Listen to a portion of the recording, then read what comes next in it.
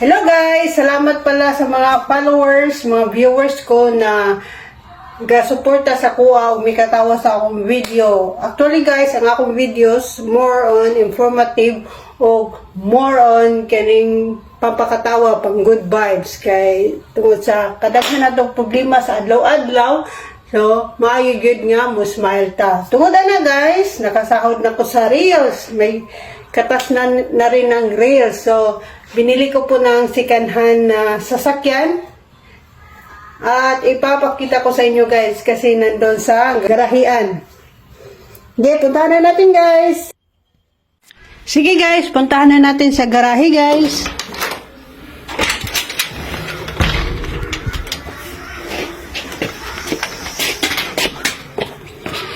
Kasi nakagarahe guys eh.